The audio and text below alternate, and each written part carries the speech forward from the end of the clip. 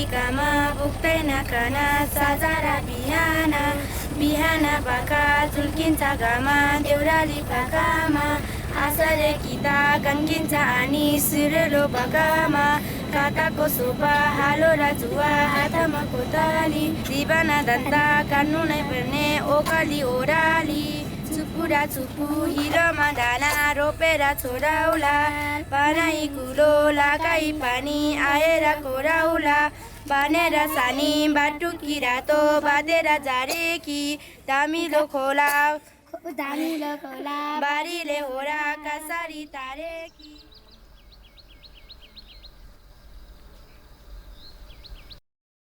On April 25th, when the earthquake happened, it became clear to me that the high elevation regions were at risk of being sidelined in the reconstruction process.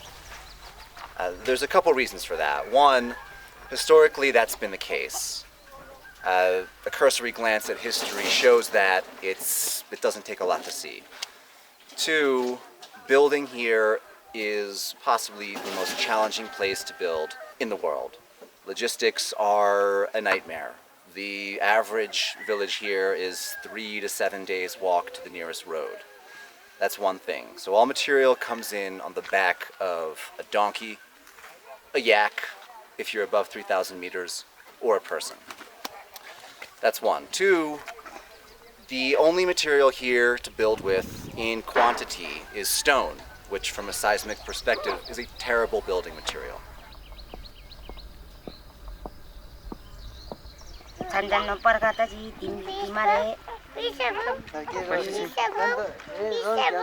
dim saba thungba भन्ने dim चाहिँ दिन dimare चाहिँ मा अगे no समस्या त मु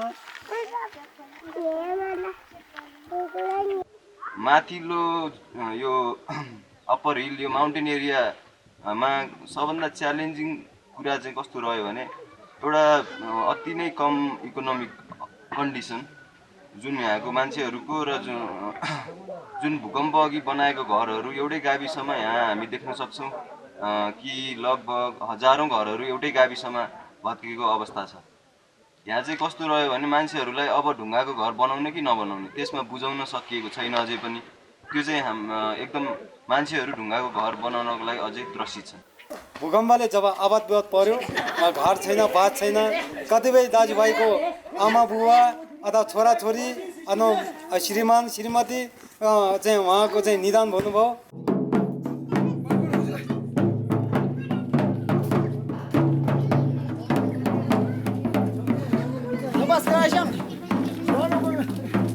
The situation here in Nepal is devastating, especially when you get into the rural communities. Over to my left is a huge slide area where the entire community was devastated and buried. Fortunately, the people are very resilient. They're able to rebuild on their own. They're able to reestablish their lives. And that's going to be a huge factor here for their resilience. This process is going to take maybe 5 to 10 years, and it's going to be a long process. It's going to be challenging for the rural communities because not all of these communities have access.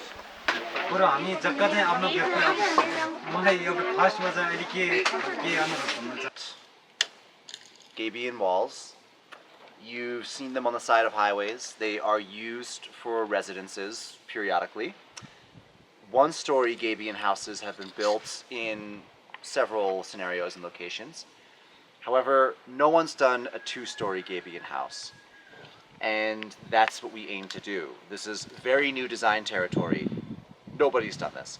So our goal here is to take what's available, which is stone, and lots of it, there is no shortage, confine it with galvanized wire that will last 30 to 50 years depending on how we source it or treat it, and create a solid structure that is 2 stories.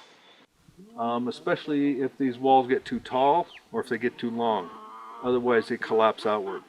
And so that little change of having the rafters run parallel to the building versus up the slope is a huge contributing factor for low seismic resilience. We can't book helicopters to bring this in.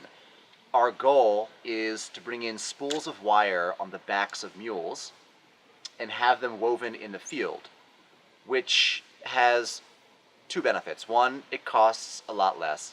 Two, it provides work for women who do the weaving in these areas.